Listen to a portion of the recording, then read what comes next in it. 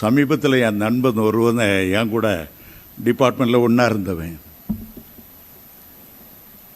நான் முழு நேர ஊழியத்துக்கு வரும்போது பைத்தியக்காரன்னு என்ன சொன்னவன்.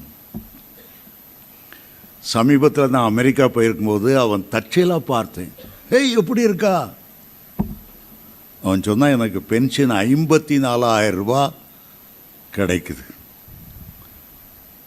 உனக்கு? எனக்கு ஒன்றும் இல்லை. ஏன் ஒன்றும் இல்லை? 16 வருஷத்தில் ஆண்டவனை கூப்பிட்டார் முழு நேர ஊழியத்துக்கு.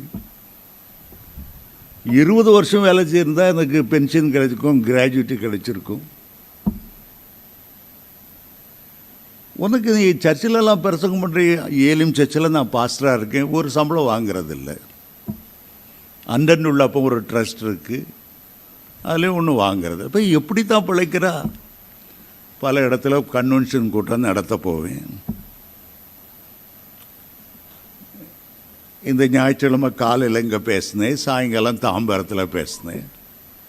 4,000 ரூபாய் தான் காணி கொடுத்தாங்க. அது என்ன போதும்? ஒரு மாதம் கிடைக்கிற காணிக்கெல்லாம் சேர்த்து வச்சு 20,000 ரூபா நான் தசம பங்கு கொடுத்துருவேன்.